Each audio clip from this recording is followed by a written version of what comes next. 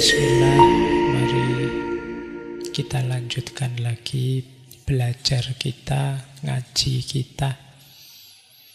Yang perlu kita tahu dahsyatnya puasa, maka gembiralah kita dapat momen. Alhamdulillah kita dipaksa oleh Allah untuk puasa. Ayo kita manfaatkan 1 bulan ke depan. Kita coba dapat apa kita dari puasa. Selama ini kan kita cuma dapat lapar dan haus sama komedi di TV-TV. Besok kita cari hasil yang lain, jajal. Minggu awal dulu saya ngomong, ayo kita bikin target-target individual aja. Janji sama diri kita sendiri. Ramadan kali ini Pak, misalnya saya mau khatam sekali, kemudian nulis 1 artikel yang bagus, ilmiah 1, kemudian itu target individual. Coba untuk dirinya sendiri.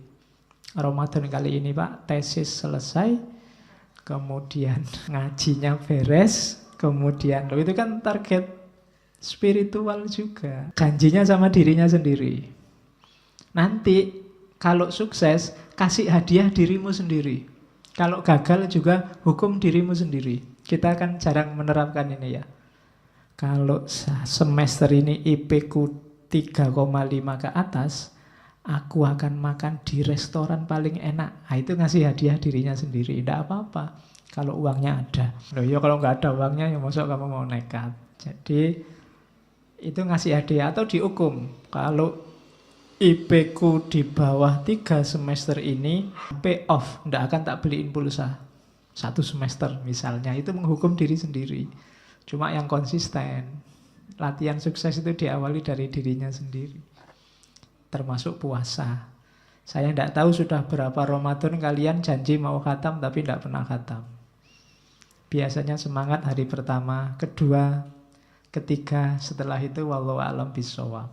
Ramadan ini ayo latihan, tantang lagi. Oke, kita lihat ya. Ini Ghazali dari Ihya Ulumuddin. Ada 1 bab yang kadang-kadang bahas secara tersendiri, judulnya Asrorus Syam, rahasia puasa. Ada apa dengan rahasia puasa? Menurut Ghazali kita lihat, tidak tebal, tidak banyak. Hanya kalau ditulis kecil-kecil, terus kertasnya luas, itu cuma 10 halaman. Cuma kalau diukur buku ya bisa 30-an halaman. Tentang Asrorus Syam, rahasia puasa.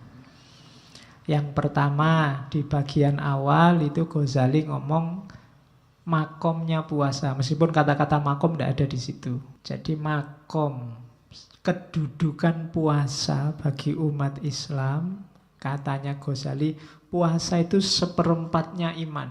Jadi kalau kalian tidak puasa, kehilangan imanmu 1/4. Besar loh 1/4 itu. Kenapa disimpulkan 1/4? Karena ada hadis yang bilang puasa itu setengah dari sabar. Dan hadis yang lain bilang as-sabru nisful iman. Sabar itu setengahnya iman. Jadi sabar, puasa, iman itu tidak bisa dipisah. Kalau kita tidak sabar, kita kehilangan iman kita setengah. Silahkan dihitung hari ini kalian termasuk sabar apa enggak, saudaramu, tetanggamu, sahabat-sahabatmu di WA, di YouTube, di Twitter, siapa yang tidak sabaran, siapa yang yang ngamuan, maka dia kehilangan setengah dari imannya. Imannya tinggal setengah. Itu kalau tidak puasa juga, sudah nggak sabar, nggak puasa, imannya tinggal 1/4. Jadi as-saumu nisfus sabri, as-sabru nisful iman. Puasa itu setengahnya sabar, dan sabar itu setengahnya iman. Orang beriman harusnya sabar. Dan di antara jalan untuk menemukan sabar itu puasa. Tidak cuma puasa lahir, tapi juga puasa batin. Sabar itu kan puasa batin. Kamu dicederai orang, dicaci maki orang, dizolimi orang, sabar, itu kan puasa. Kalau kamu bales bisa. Kalau sekedar misuh kamu bisa lebih canggih. Cuma kan enggak usah lah. Itu kan puasa namanya. Kalau puasa lahir kan, kalau mau kamu bisa minum banyak tapi tidak minum. Kalau mau kamu bisa makan tapi nggak makan. Kalau puasa batin kan juga begitu. Kalau mau, kalau sekedar kamu dimaki orang, kalau sekedar maki-maki, bisa 3 kali lipat lebih dahsyat daripada dia. Cuma enggak, itu kan sabar. Jadi seorang beriman, dia cirinya antara lain sabar. Dan orang bisa sabar itu adalah orang yang mau puasa. Orang yang tidak siap puasa biasanya tidak bisa sabar. Orang tidak puasa itu apa? Yos, pokoknya apa yang ada di hatinya diucapkan begitu saja. Apa yang diinginkan diraih begitu saja, tanpa mempertimbangkan positif negatifnya. Sabar itu kan bisa sabar dari dan juga sabar untuk. Sabar dari itu atas yang menimpa dirimu. Kalau sabar untuk itu ketika kalian melakukan sesuatu. Kalau sabar untuk itu dalam agama namanya istiqomah. Tiap hari tak coba sholat duha, itu sabar untuk. Istiqomah terus sholat duha, sabar dijalani terus.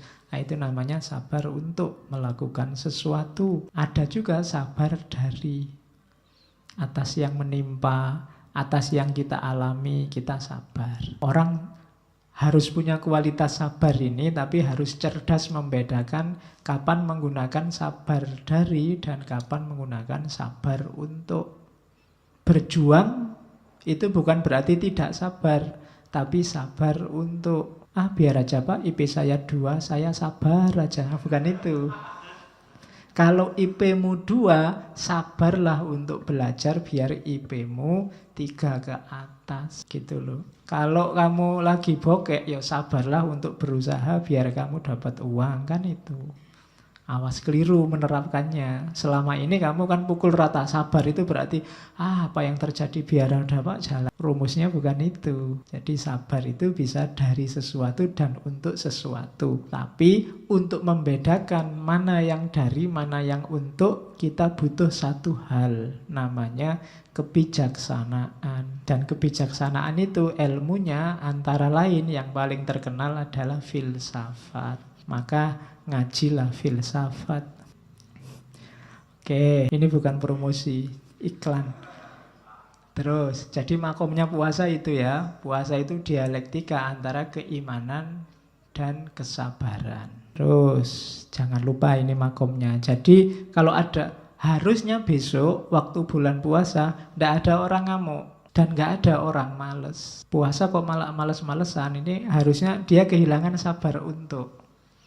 Puasa kok ngamuk berarti dia kehilangan sabar dari.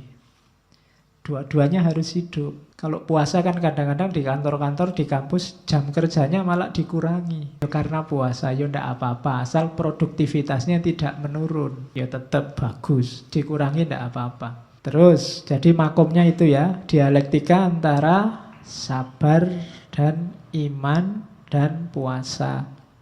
Jangan lupa, kuncinya di situ nanti. Yang kedua, terus Ghazali membahas, kenapa sih puasa itu dianggap istimewa? Katanya Ghazali, ibaratnya puasa dibandingkan ibadah yang lain, itu kayak tanah haram, Masjidil Haram, dengan masjid-masjid yang lain. Katanya Ghazali, Ka'bah itu kan dianggap rumah Allah, tanah haram itu kan dianggap tanah kehormatannya Allah, miliknya Allah. Padahal semua masjid, semua tempat itu kan juga miliknya Allah. Semua ibadah untuk Allah, tapi yang istimewa itu puasa. Sama seperti semua tanah, semua bumi itu milik Allah. Tapi yang disebut khusus sebagai rumah Allah, rumah milik Allah itu hanya Ka'bah dan Masjidil Haram. Bandingannya itu. Alasannya apa? Yang pertama, puasa itu satu-satunya ibadah yang verifikasi pastinya itu hanya yang melakukan.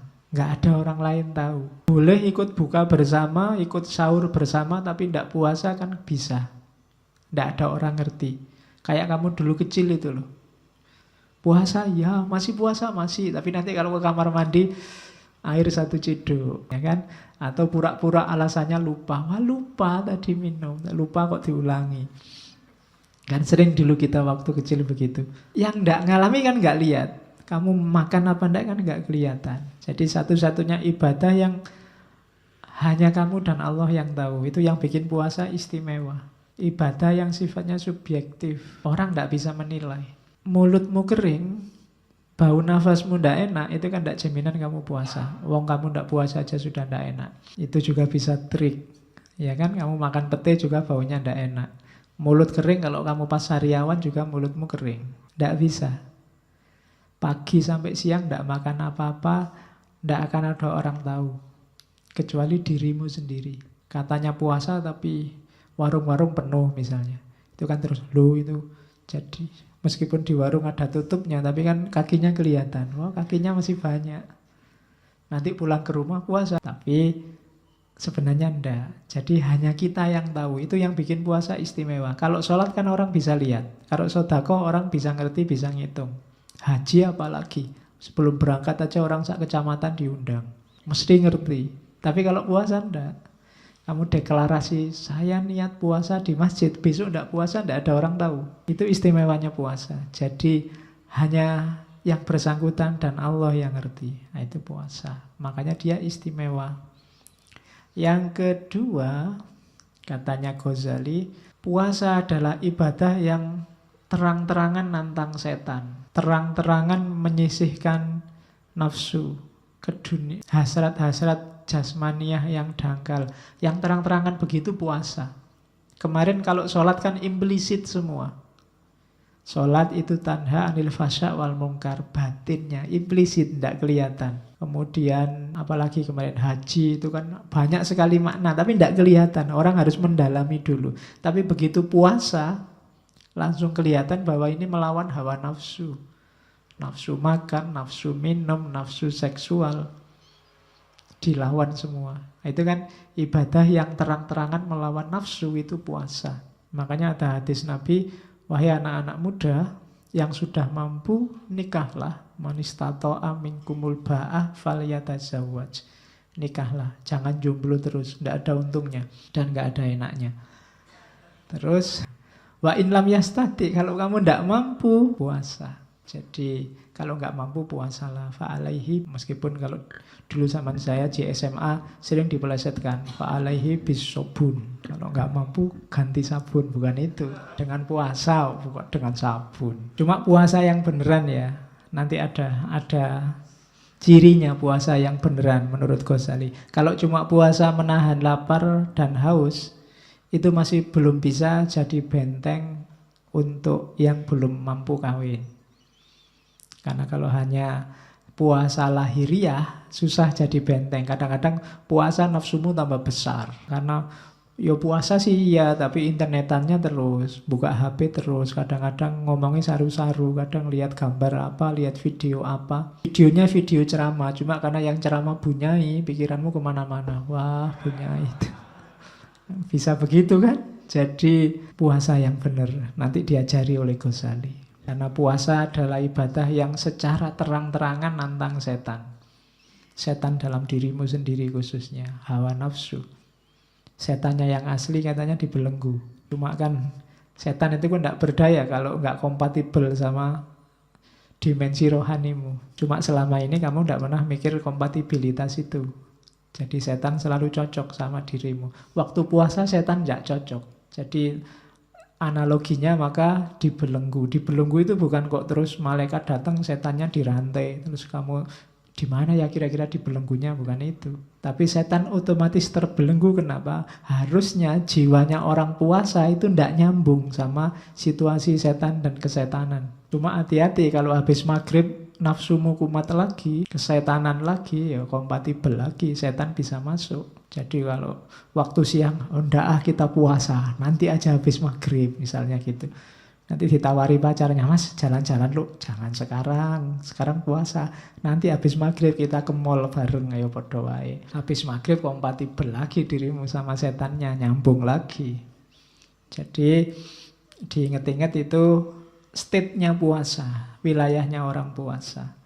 Jadi melenyapkan dimensi setan dalam dirimu. Saya lupa ada baca riwayat dulu, saya lupa di kitab apa ya, katanya zaman Nabi itu puasa itu hampir 22 jam. 22 jam itu berarti sahur, terus buka waktu maghrib Sampai Isya, setelah Isya puasa lagi. Terus ada kasus Umar. Umar itu malam-malam berhubungan sama istrinya. Sehingga turun ayat bahwa ya kalau malamnya Ramadan itu ndak apa-apa berhubungan sama istri. Terus dipahami, oh berarti makan juga boleh, ndak harus sampai Isya. Pemahamannya seperti itu. Saya lupa ada di kitab apa. Cuma ya itu, karena 22 jam mungkin lebih terjaga.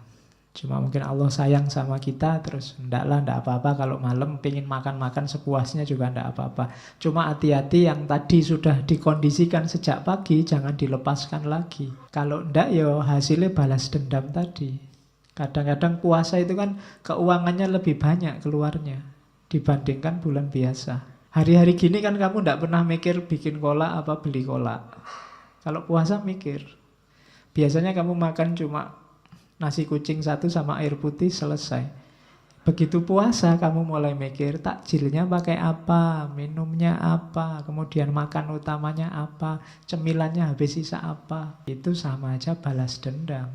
Jadi kamu merasa paginya disiksa dan malamnya bebas. Padahal itu kebalik, justru paginya itu kamu bebas dari hawa nafsu. Maka manfaatkan malamnya ketika kondisimu sedang bersih untuk yang baik-baik. Oke, terus ini banyak dalil cuma saya comoti, saya copy paste. Silahkan kamu baca, ini sudah banyak disebut orang. Innas syaitona la yajri min ibni adama majrodam. Sesungguhnya setan itu berjalan dalam diri anak cucu Adam lewat jalan darah. Majarihi, maka sempitkanlah jalannya setan itu dengan kamu lapar. Yo paling ndak secara lahiriah rasional itu kalau kamu lapar kan kamu nggak mikir neko-neko, yang kamu pikir makanan dok. Begitu kamu kenyang baru mikir aneh-aneh. Itu paling gampang logikanya itu. Jadi sempitkan jalannya. Sempitkan kan bukan berarti hilangkan. Masih ada setan bisa masuk. Cuma sekarang sempit karena kamu cuma mikir makanan ketika kamu sedang lapar. Ngatasinya kan gampang kalau cuma makanan. Kalau makan kan nggak neko-neko lah. Tapi kalau mikir yang lain itu kadang-kadang bahaya. Itu mungkin maunya hadis itu. Jadi sempitkanlah jalannya. Paling enggak meskipun puasamu nggak dalam, nggak sampai batin, nggak khawasul khawas, tapi dengan kamu lapar itu sudah, pikiranmu sudah paling ke makanan. Kalau habis-habis asar ketika kamu sudah melilit itu, mbok liwat ada cowok cakep apa cewek cakep, ndak minat lagi. Yang kamu pikir kolak sama es buahnya, ya kan? Jadi itu antara lain.